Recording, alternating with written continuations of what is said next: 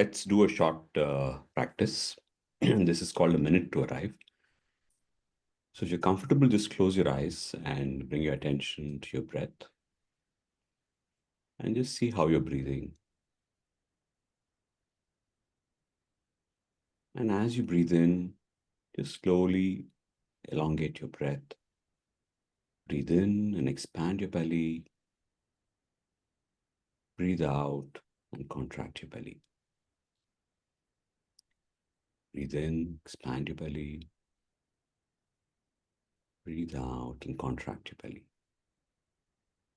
Breathe in and breathe out. Breathe in and breathe out. Last 2 times, nice deep breaths. Breathe in and breathe out. And for the last time, just take a nice deep breath in and breathe out with a sigh. And before you open your eyes, let's just make an intention to the divine to guide us through the session and hope that all of us get enough value through this. Thank you. Okay, slowly you can open your eyes. So this practice is called a minute to arrive. It just takes 1 minute to do, but it's very powerful if you do it enough times. What you do is you teach your body to start breathing deeply, and that's the key for our well-being in the future. Right. Okay, we want our future lives, especially the old age, to be filled with well-being. One of the things that you need to do for that is to breathe deeply, because as you breathe deeply, you get more oxygen in. The oxygen gets pushed to all the cells in the body. And even as you contract your belly, what happens is that when we are breathing normally, we're always retaining some old air. So we never breathe in fully. As it is, we're doing shallow breath. In that shallow breath, because of the exhalation being very, it's not being full, there's already some air which is retained. So what you get in actually is only half the capacity of what you could actually get in. So when you breathe, into your belly and outside, immediately you're doubling your oxygenation in the body. And if you do this at least about 5 times in your day, what happens is the body learns. And the body is able to, kind of use it and make it into a more regular practice. And the deeper you breathe, the longer you live. That's a simple equation. Okay. Look at nature for that evidence. Turtles and dogs. Turtles breathe slowly, live 150 to 100 years at least. Dogs breathe faster, die earlier. So it's a direct correlation. And in the world that we are in, where there's so much stress, our breath is the first one that gets affected. So all of us breathe shallow, all of us breathe fast. And that's certainly, not good for the quality of our life, especially our well-being. Okay, on that note, we will start this session. And this is a very, this is not something which I've, kind of done as a session. I use this more in my coaching, but it is an interesting opportunity for me to kind of present this. And because even when we started this whole alumni program, one of the things that I was telling Srini was that, hey, listen, that, this is good, that there is inspiration that happens at one point of time. But we're all humans, we're all living in a world where there's too much noise, and as people go back, your remembrance reduces, and over a period of time, you probably end up remembering 1 or 2 things. And in that only, you may end up doing one thing if you're lucky, right? And that is not enough, right? For the amount of time investment and the wisdom that you get, just perhaps implementing one or not doing anything with it is of no use. So you need a slightly more concrete approach to be able to actually use all this wisdom to benefit us for the long term. And how do we do that? That's the whole idea, that some of these forums, kind of help you re-remember some of the concepts that were done, more for the fact that, it's not about memory, it's about not about knowing, but it's about the doing. Finally, it all comes down to fact is practice. If you go down to any religion, right, more than theory, there's one part of it which is that you understand, which is that you kind of accept that you want to actually get your life to a better space. But then the rest of it is focused on practice. Do your yoga, okay, do your sandhya vadanam, do your kind of meditation, okay, do your visualization, so do your grace, do your namas, right? That was what religions were all about there. So they understood that practice is the one that finally, kind of does the change. And that's where, in our busy schedules, we forget to be able to do it. So how do we get into a mode where we are able to use the wisdom and actually change our lives in a more, significant way and a more, organized way? So that's the intention of this, kind of thing. So I will go through some of these slides to give you an idea, and then we can have some questions as well. So people are able to see the slide. Yeah, it's visible. All right. So I'm calling this operationalizing wisdom through life design. So basically, operationalizing is just a fancy word, which is to say take action. Okay, how do we use the wisdom to take action? That's the intention of this whole thing. So let's start with where Atman actually leaves us, right? Which is Atman gives you a set of principles of Lord Ram, saying that you know he never deviated from the path of dharma. He was ideal son. There was goodness. He was calm. He was peaceful. He had practiced morality. He had a quality of forgiveness. He was wise, brave, no envy, control over his senses. He had mastery over weapons and the and as well as knowledge. He was intelligent, brilliant, eloquent, flexible. He was brave, fearless. He was simple, noble, generous, respectful. And the fact is that these are things which are, why is he even considered to be a role model, is because not because that he just embodied these, but because these are difficult to do. And these are difficult to do, and it was not an easy life. But despite the challenges, he was able to follow these principles, and through that become a role model for us for 5,000, 6,000 years. So you can imagine how important and difficult these are for somebody, to be a role model, because he was able to do these simple, but difficult things, right? And that's why he's become somebody that we want to follow. Now, as we learn these principles, something gets triggered, something happens within us. We attach to some of them, we resonate more with them. Our thoughts and feelings get evoked, and we would like to kind of thing. Some people get emotional and all of that. So it is, but that is just a starting point of saying, oh, what I had kind of parked aside now got triggered again by listening to the stories, by listening to the principles. Some of them have kind of pushed me to think that, okay, I need to do something with my life. I need to follow some of these principles. But that is the inspiration. That's what happens with a session where you come, you sit, and you get inspired to follow some of these principles or many of these principles. But it's at an intent level. Nothing has changed for you.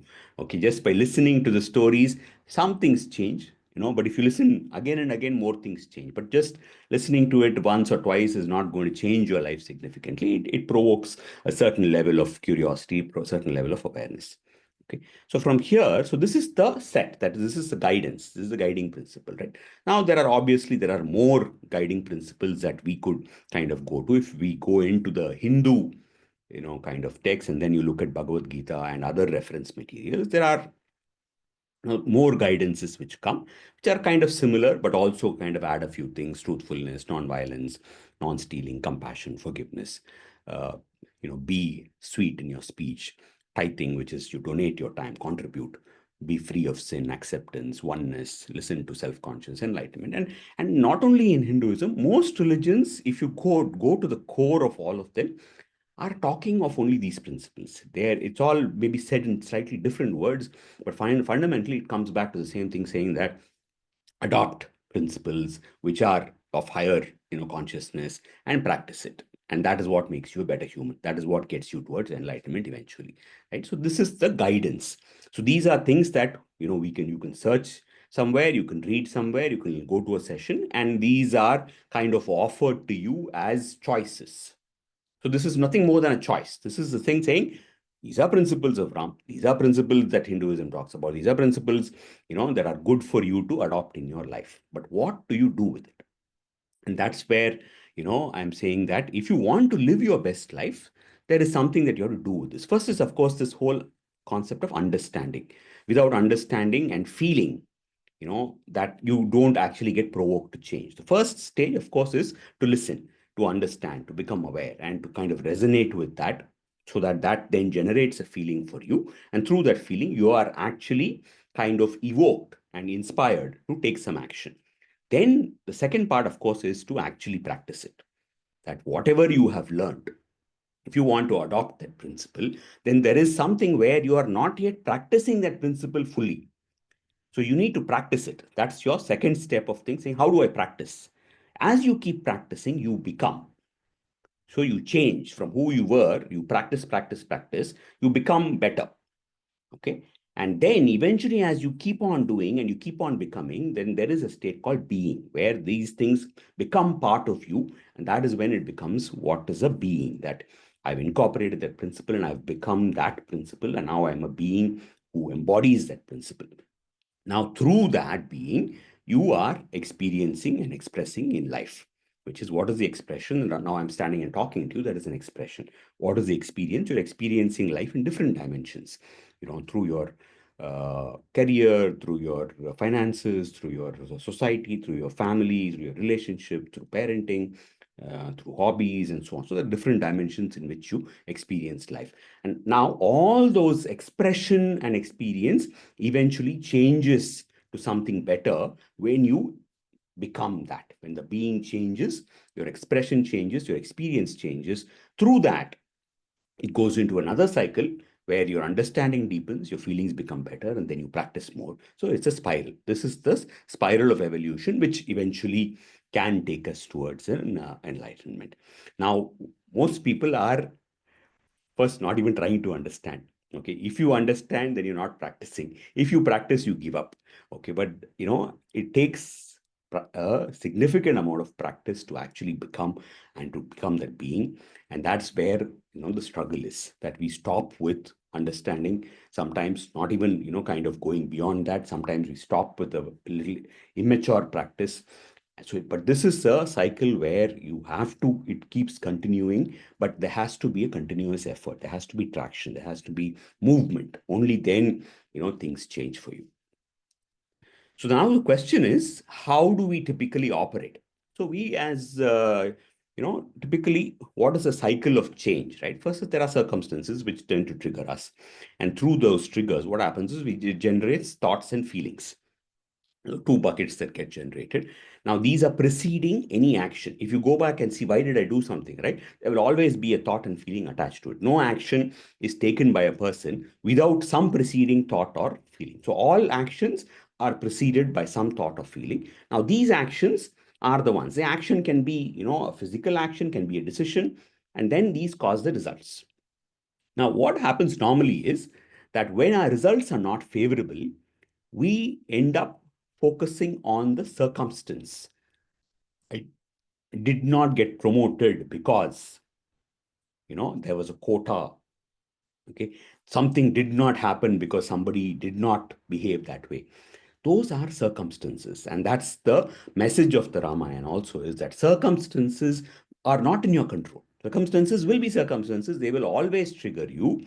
Your actually locus of control is not on the circumstances, but it's at the next stage, which is in the thoughts. How can you manage your thoughts in spite of the circumstances? What is the anchor that can help you go back to positive thoughts? Why do you need positive thoughts? Is because that will generate the right feelings, generate the right action, change your result, whatever be the circumstance. For that, you need an anchor. Without the anchor, without something that is holding you, you cannot manage your thoughts. Otherwise, you're constantly manipulated by the circumstance. And this is sort of happening in the world today, right? Constantly the circumstances are manipulating how you think, and then the results that then the results kind of become evidence. You have a negative circumstance, a negative thought, the result is negative. That is the self-perpetuating cycle. If you want to break that cycle, you have to fix yourself at a thinking level. Now, thoughts obviously are a complicated thing. Like, where do thoughts come from? Some of them come, of course, come from your circumstances. They come from your subconscious. They come from various dimensions which we are not fully aware of.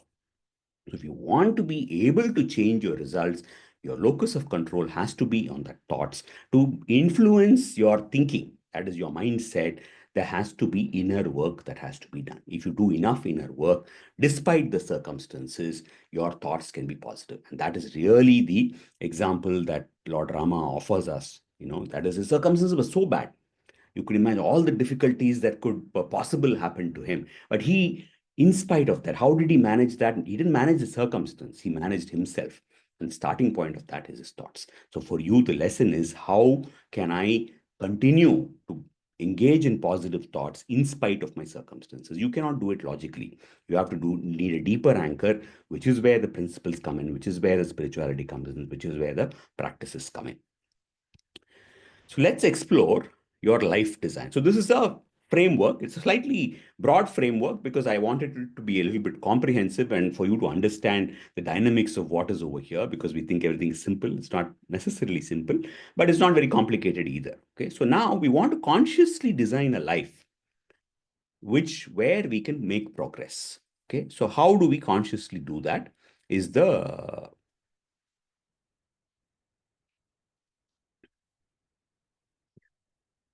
Okay, I'll take Vishal's comment a little later. Okay, thank you, Vishal, for that. All right, so life design process, right? So first is that you have principles which you were exposed to, and that is more of like your consideration set.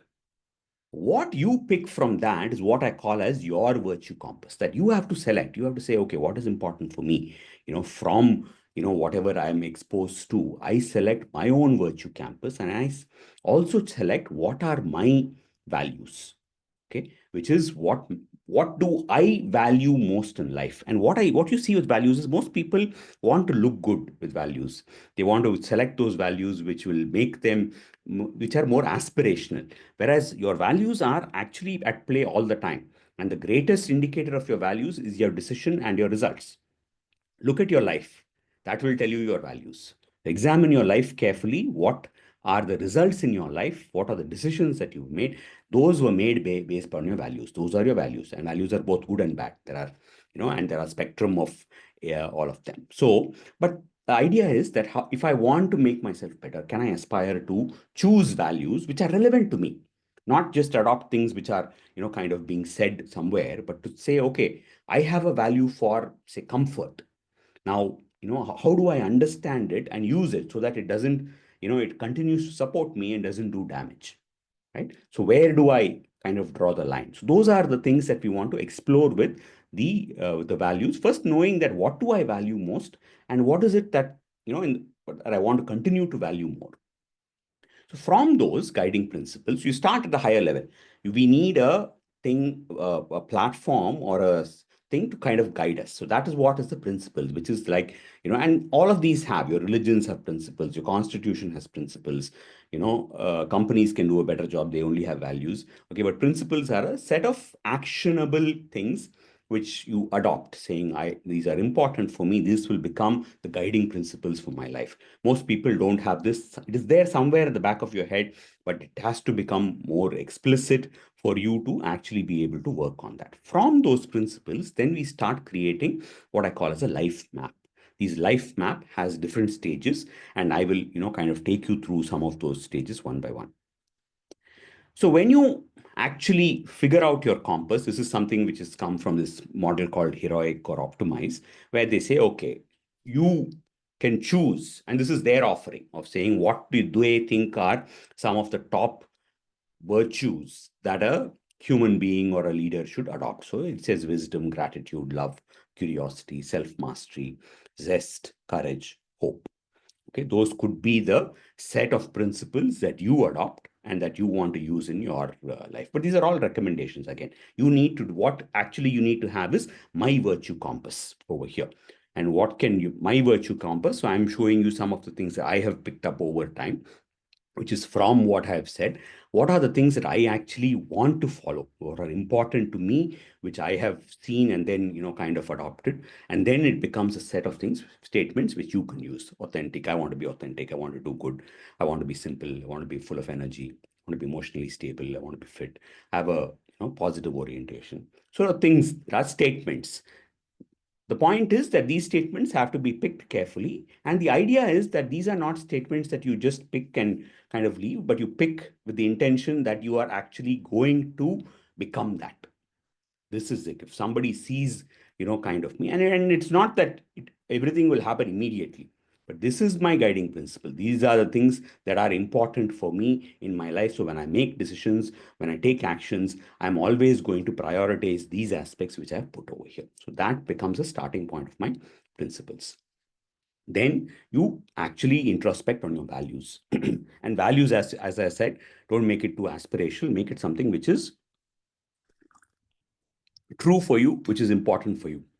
And which is why in my values, if you see, you will see there is beauty, there is comfort, because those are all things which have come from my decisions. When I pick something, I want it to have a certain grace. It's an important aesthetic.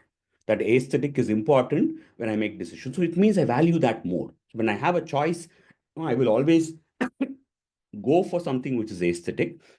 So and hence it's important for me to know that and actually put it there. Again, comfort. Now, if I have a choice of, something which is tough versus comfortable, I will pick the comfort. It's a natural human thing, but I have a slightly higher inclination towards it. But I must know it for myself, and I can choose whether, I want it to be important or not. I am still taking decisions based on comfort. So there is, some value that I'm attaching to it, which is why it is here. So you have to come up with your own values. Most of us have this written down, but most of it is, very generic. I want integrity. I want fairness. I want trust, all of which are, see, some of them are just human values, right? So you have to have them. So there is no, so there's, you don't, but you go deeper beyond integrity, honesty, truthfulness, okay, which are also difficult to practice, no doubt. But many times for you to understand who you are, you have to go below that level. And then you get to know, okay, what are really the ones that you value more. So from this thing, what you do is you first create a statement. What is your life vision? And to create this life vision, you go back to the two things. You start with your principles, then you look at your values, and then identify what your strengths are. So you bring in these elements. What are the principles did I choose? What values are important to me? What are my strengths? Through that, can I now come up with a statement which could be my life vision statement? So you combine these inputs to create an inspiring statement for you. And this is a statement which you could iterate over time. And which is, in a way, we are also kind of saying it could be my purpose, but purpose is a more complicated subject. So I just want to say that at this point of time, if I have to create an inspiring statement which will help me look up to myself and say, what can my future be? What is that statement? Which is a life vision statement. And to give you an example of my own vision statement, this is what it is. I add value to lives of others by teaching about life and enabling them to have happier, meaningful lives. I also use my expertise to help organizations create happier, more human-centric workplaces. So in a way, it's like your guiding one-liner, which combines all the inputs of who you are, what is valuable to you, what is important to you, what are the principles. You take all of that and then create this powerful, kind of thing, which can be your, life vision statement. Now, we need alignment. Who you are, what you believe, what you do. What we are trying to do with all of this is that the authenticity or meaning comes when who you are, what you believe, and what you do are aligned. And that was the beautiful thing about, say, somebody like a Mahatma Gandhi, right? So there was a instance where Gandhi would go and give a speech, and then the Britishers would come and ask his secretary, saying that he doesn't have any notes and he went on speaking for so long and so powerfully. How did he do it? And then this guy says that's because Gandhi says what he thinks. He doesn't have to prepare because what is coming to his mind doesn't have to filter. He just says what it is because he's in alignment. Who he is, what he believes, and what he does are all in alignment. And that is what makes him, kind of great. Whereas in our own cases, right, we have, who we are, what we believe, and what we do are all misaligned because there are so many filters that we've put over there. When we're able to remove those filters, then we are able to actually truly become authentic, truly find meaning. So if you want to create a better me identity, I better my identity, the buckets are your values, your virtues, and finally your character. Now, when you have done this thing, the principles, your values, and your vision statement, what, and your character starts, kind of becoming more obvious to you, which you are already aware of, but it becomes more explicit through the work that you've done. You understand that there are gaps, because where you want to go, that vision statement you put over there versus where you are not in alignment. You're not already there. That is why you put a statement which is, kind of higher than where you are. So there will always be a gap from who you want to become to who you are. And we want this gap to become more obvious so that we can take the actions that will bridge this gap. So this whole, our entire life journey of progress, of growth, of, learning comes from knowing that there is a better me that I need to get to, and I am not yet there. And there are things that I have to keep doing, keep doing, keep doing. And as you go higher, this identity also will shift up. So this is a never-ending journey. It's not that it's going to end. Keep shifting up, and you are on that path to kind of keep working on yourself to become that better me.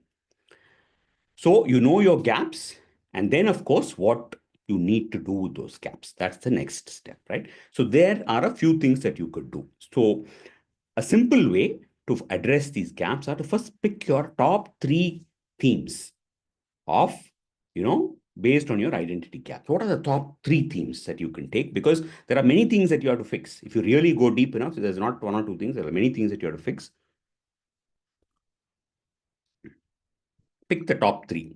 And I'm giving you again another example from my own, kind of writings on what are the top three things that I have picked that have held me back and are continuing to hold me back at some level. Discipline, personal discipline, breaking the wall of reserve, and behavioral effectiveness. So in that, of course, I define the specifics of what I need to kind of work on so that it, kind of helps me to kind of get better. Thank you. Thank you, Rekha, for that. All right. So do this for your own thing, saying that. But sometimes what happens in this process is it's a difficult process. It took me, I'm giving you something which I have perhaps taken about 7, 8 years to crystallize. I've written so much of notes and so much of, workshops and other things to get to this level of clarity. It's not easy, and our whole system will protest. So the my formula is try and give yourself some comfort. If you say just I have to pick just three things, right? You allow yourself the liberty to say, okay, three things I can pick. Let me pick it. And as you pick it and as you write it, then you are, kind of able to actually define it better. But start small, because always we want to fix everything. You try to fix everything, nothing gets fixed. You start small, start with the things which matter more, and then you kind of move forward. So the next after that, right? So this, in a way, right, till this point, actually, this whole fixing of our identity and improving it through careful curation and selection is actually is the what we call as dharma. The whole path of dharma, the righteousness approach, right? This is operationalizing dharma so far, which is understanding, identifying, and then knowing what the gaps are. Then, of course, the last part which we'll come to is doing the actions to bridge that gap. So this is the pursuit of dharma happens through these steps, conscious steps. The next now is we move forward, right? And what's the next step that we have in our own system is that you have karma and artha, right? So you need both, and both are not bad. In fact, in the Hindu system of life, they say there are four purusharthas. If you don't fulfill your desires, if you don't, kind of maximize your artha, where you have actually, kind of lived your best version, you will not go to enlightenment. Till you have to finish your desire. You have to finish your desire. Only then you actually make progress. So desire is not bad. What is bad is pursuit of desire through unethical means.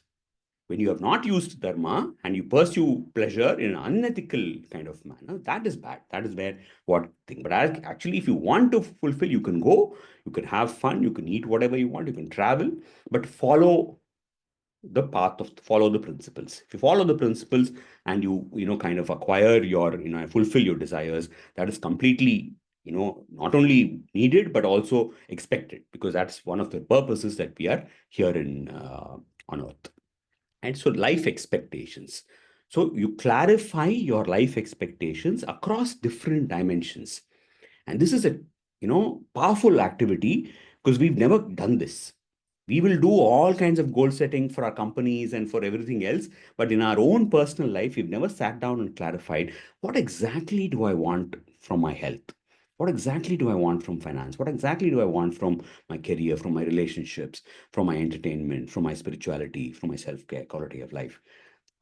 And if you're able to clarify that, then that becomes your life expectations. And this is a long term. This is long term. So for principles as the guiding thing, we came up with the gaps. Now we are moving into what do I want life bigger picture. My whole life, if I have to see and say, if I have to, at the end of it, I would have lived a good life. If I had to live a good life, there are several dimensions which I need to look at. And in those dimensions, what exactly do I want to do? And that sets up your, vision for your life. This becomes in a way the aspects of your life where you clarify those aspects, and as you progress you can keep clarifying it. This is not a full stop. So how do you do this again in a simpler way without getting overwhelmed? Identify 5 things that must happen between now and the last day of your life for you to feel that you've lived a beautiful life.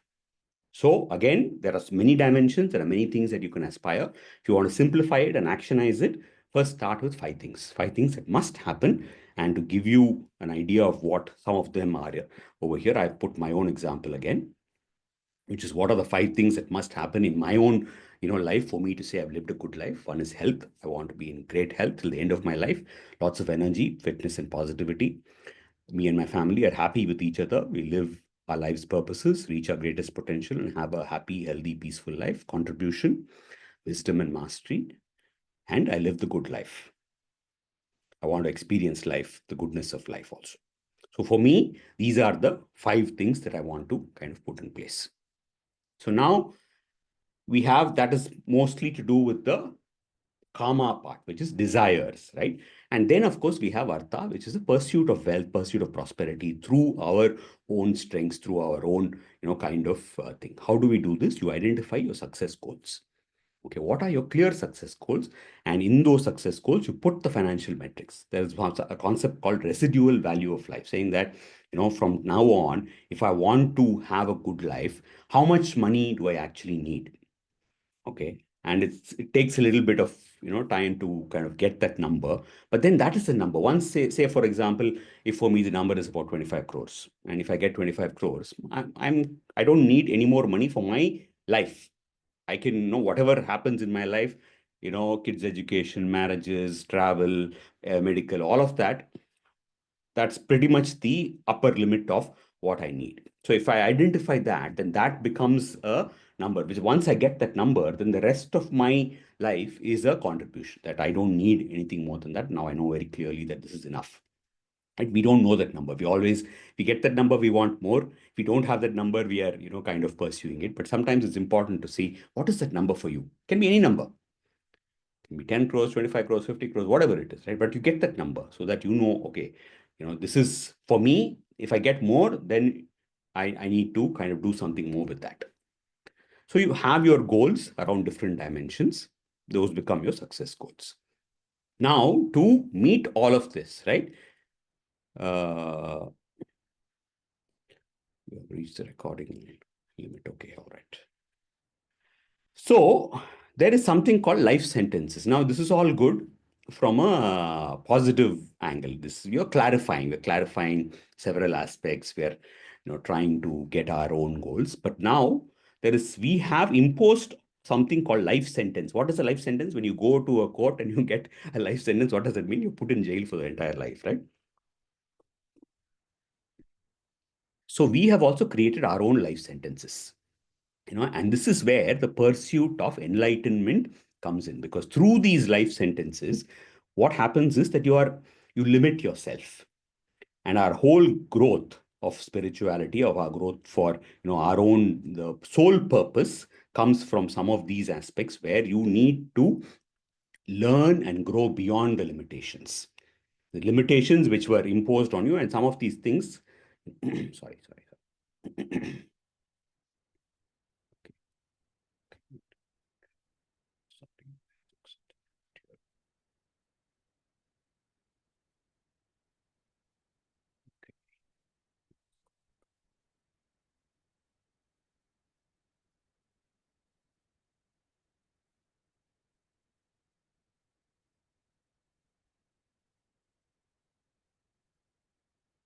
So, so life sentences are our own limiting beliefs. And these exist. Some of them came in through our childhood experiences. Some of them are tendencies that we tend to have. But all of them, these life sentences are the ones which hold you back. These are the ones that limit you. And this is where the core evolution happens, where when you grow beyond that, when you grow above that, you get past the limitation. And that's where the core movement towards enlightenment starts happening. For enlightenment to happen, actually, limiting beliefs have to exist, because that is when you will learn. If there is nothing for you to surpass or to kind of get beyond, then you don't really have an inspiration or motivation to kind of thing, right? So there is a challenge. The challenge in your life, all the challenges come from these life sentences, which we are self-imposed, but it will take some learning and growth for us to actually overcome those life sentences. We have to learn, and then only we overcome. So what are some of those that I have? That these are my top life sentences. I'm not good enough, hence I'm not deserving. I don't deserve success. I'm not smart enough. I'm not worthy of love. I shouldn't ask for help from others. Taking risks is a bad thing. Rich people are arrogant. Selling is not a good thing. I shouldn't sell. People should buy on their own. Okay. Now, for example, if I take this whole thing, right, rich people are arrogant. Now, if this is a limiting belief that I have, then what am I doing? That if I become rich, I will become arrogant. Okay. And I don't want to become arrogant. So, what is a limitation that I could be imposing on myself? I don't become rich. Right. So, this is how our, limiting beliefs actually hold us back. But it's a very, kind of deep concept. It will take some digging for you to get there. First, to identify it. Once you identify it, then the work that you have to do is a lifetime's work, because you cannot kind of get out of all limitations. Some of them will continue to be there, but you keep making progress on the ones which are more important. So why is transformation needed? Transformation is needed for your own evolution, for you to get there. And why is it not easy? Because of the fact that it takes time, it takes practice. It is not through knowledge, it is through practice, as a combination of things. And transformation, why it takes time, we have to understand this concept of is actually a concept where our brain actually rewires. There are neural circuits. So, in when you have transformed yourself, that means new neural networks have formed, thereby causing your thinking to be different, causing your actions to be different. Now, it takes time for these neural networks to form. And when a trigger happens, for your thought process to go into the new neural network. That is why the practice is important. Why do we keep on saying keep on practicing meditation? Is because actually physically your brain rewires and thereby changes the way you think. And obviously, if now you understand, it will not happen in once or twice. It will not happen in one session. It will not happen, if you do it occasionally. It will happen when you do things consistently. Okay. Stages of transformation: awareness, strategy, action, result. So we saw the awareness part through the principles. And then, of course, we've looked at the gaps. Once you know the gaps, that is what is the starting of your strategy. Then, of course, is the action. This is where you have to have a plan, and we'll talk about the action. Finally, is the result, right? So now, when you want to start on the action part, first start on what's important now, because otherwise we'll all get into theory and we'll get into a lot of noise. So what's important now? And for that, you look at your life expectations and look at the ones which are think and prioritize. Basically, we want to prioritize, saying from all these aspects, all of them are important, but what matters most now? And it could be different things. You'll be surprised. Sometimes it is career, sometimes it is family, sometimes it's your health. Okay. And those times, that must be the most important thing for you, because that requires more attention. It is not always just career and career alone. It is not just something else, but these things change. But what is important for you now? Identify it. Money is not always the most important thing. It is important, but sometimes you need to prioritize health. Sometimes it's family, sometimes it's parenting, sometimes it's self-care, sometimes it's spiritual. And from these, you identify your top three goals, which are your immediate goals, which is that what do I do now for this year? What are my top three personal goals? So this kind of then condenses all the higher level thing into a smaller frame, saying, okay, I've understood there are gaps I need to work on. There are bigger things. Now we've kind of tried to make it a little more orderly. Now let it come even closer. What should I do now? So then you come up with your top three goals. And for me, it's about, my weight, the money, and the relationship. So through this, we come back over here, which we started off with. So we've come to the last part, which is personal goals. What's important now? Win is what's important now. So you have to bridge these gaps, and what you actually have when you want to bridge these gaps. So what are those gaps that we saw? There's an identity gap. There are gaps in terms of life expectations. There are success goals gaps. There are limiting beliefs gaps and personal gaps, personal goal gaps. Okay, so these are all the gaps which are kind of there. But if you really want to change all of them, things that you have in your hand are your mindset, behaviors, and action. This is what I call as a success MBA.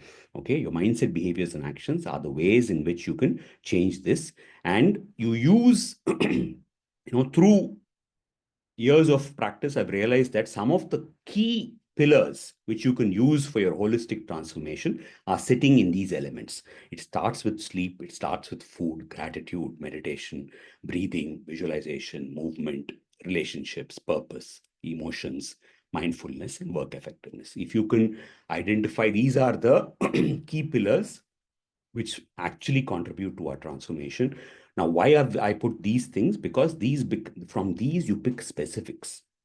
Because when you want to operationalize, you want to do specifics. You cannot operationalize a statement without a specific action that you want to take. So this framework gives you saying that if I want to optimize sleep, because I want, for me, what did I say? I want my energy to be optimal. And if I want my energy to be optimal, I need to optimize my sleep. If I want to optimize sleep, what's the thing? I have to have consistent sleep timings. That is the final action. Okay, and that goes into what I call as your daily routine.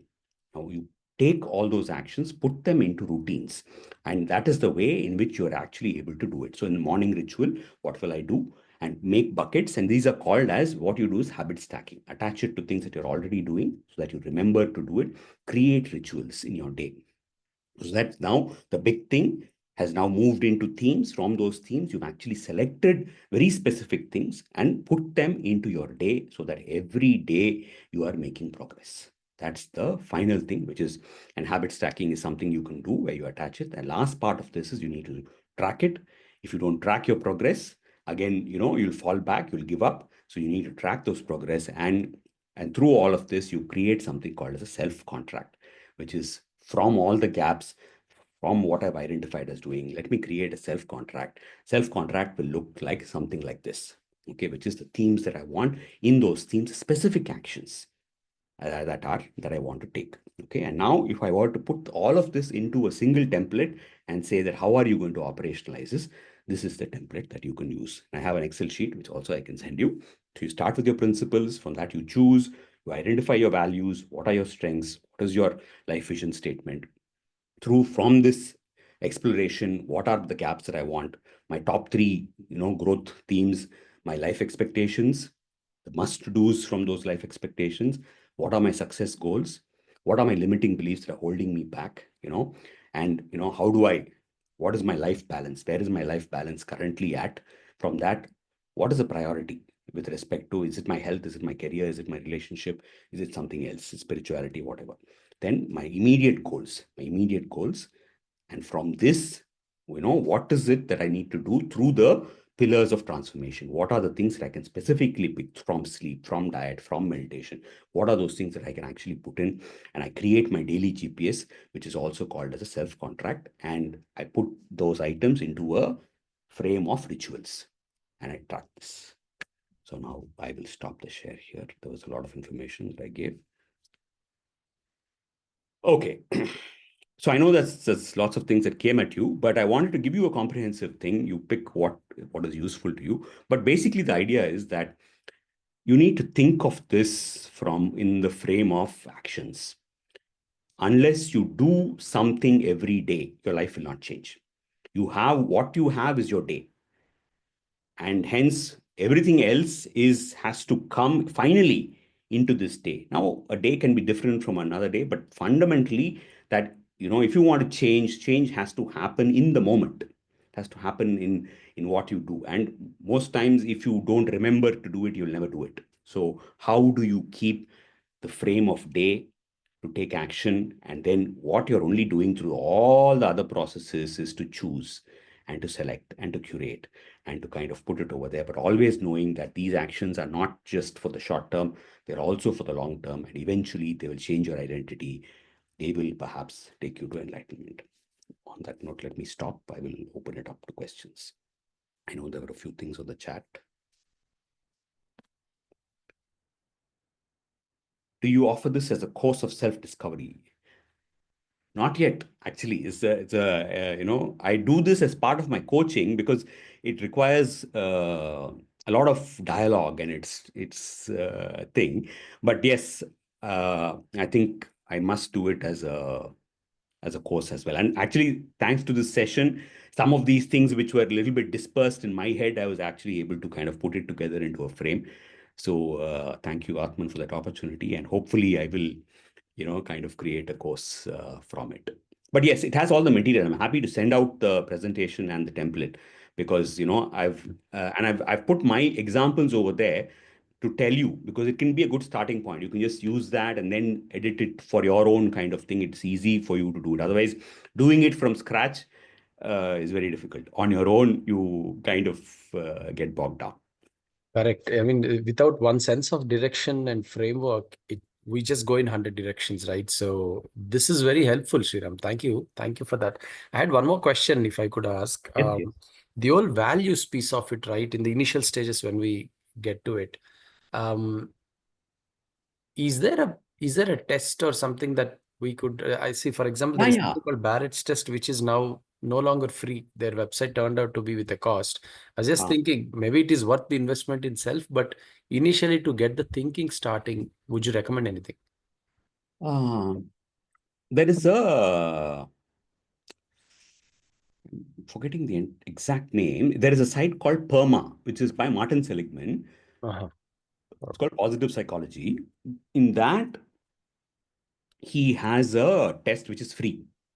And through that, he kind of identifies the top 25 things which are most relevant to you. And in that, they narrow it down to top five also. So I found Mhm. that that's one thing which you can use. The exact name. So once you go to that site, you'll actually, there are a couple of assessments. Yeah. This is all for values. Okay. Got And that I've found that is one of the better ones. There is also it. Okay. the Trauma profiler looks like. PERMA, not the PERMA profile, VIE or something like that, value something, VIE or something like that it's called. And it's free, and it's a very good thing for you to think. Sure. No, we'll look Vishak at is that. saying Yeah. something. Vishak, I believe it could be a great personalized application which people can help keep track of each element on a live basis. Yeah, yeah. So you use that assessment. It's called VIE, I think. It's Hmm. values inventory, something like that. It's called. Got it. We'll look at that and I'll share it in the group. Sure. And there's another guy called Dr. John DiMartini. He also has a values test, Hmm. which is also free. So these are some of the better things which are there for you to think. But I found that all of them are a good starting points. Finding Hmm. the real values will only come when you start testing them through decisions. Why Hmm. did I choose this? And in values, right, often it is not a choice between good and bad. Everybody knows good and bad. I should not kill somebody, and if I kill, that is wrong. But that's never the problem with values. Values always is a thing, conflict between two things which are right. For example, there's a police guy who stops me. He asks me for 200 rupees as bribe. I have not done anything wrong. Okay, now Hmm. will I pay him or not? Okay, now if I don't pay him, he will harass me, he will make me wait, he will just kind of go through my papers, all of that. Hmm. Okay. Now, what do I do? Right now, this is where the values come in. Right. For me, the values are comfort. Okay. And then integrity. So, in that case, my preference will be to pay this guy because comfort comes ahead and says that, okay, let's just get out of the situation. I didn't do anything wrong and I don't care about 200 rupees. It's fine. But now, if Hmm. I reverse it and say, will you take money to do something, which is wrong? Then the integrity thing comes up very strongly. As no, no, no, I will never take money. That is not who I am, right? Hmm. This is where Right. your values come into play, right? It's a choice between good and good, and what is right and right, and that's where the your real character actually shows up. And you Right. will see that people have their own reasons for taking their decisions. And something we always do consistently, right? Makes Yeah. sense. Positive psychology, Yes, YS. yes, yes. That VI. That's the one, man. Yeah. Thank you, Shak. Wonderful. Thank you so much. Yes. Sriram, Oh, yes. for me, I think the best thing that I heard today was to see aesthetics and comfort as a value. Because I think we live in a world which is so idealistic. Yeah. Many times that's a desire that you have, But when you actually put it down in terms of what your life goals are, we tend to like want to keep it under bay and Yeah. really not bring it up. I think being honest Yeah. about what we really feel, it was so refreshing for me to hear that. Very Very, nice. very, very nice. Good, good. Because that's the truth. We can fake it, but and it's not such a bad thing also. It's fine. You just have to accept that, that's who I am. And is it the only question you ask is, this who I am? Does it still matter? And for me, the answer was it still matters because I'm still making choices through that. I would like things to be elegant. There is nothing, kind of wrong with it. So that's the way that we deal with it. But you must know the truth for yourself. Okay, we have 2 minutes. Any last questions, any comments? Ravi, how was the session? Did you Yeah, like? in fact, I raised a couple of questions, Sriram. Tell me, tell me, tell I me. wish to understand. You wrote something about meaningful happiness. I wish to understand what is the distinction between finding meaning and being happy. So, Are they interdependent or independent? finding meaning is like the electricity. Okay, if you want the electricity supply for the energy in your life to flow, you have to have meaning.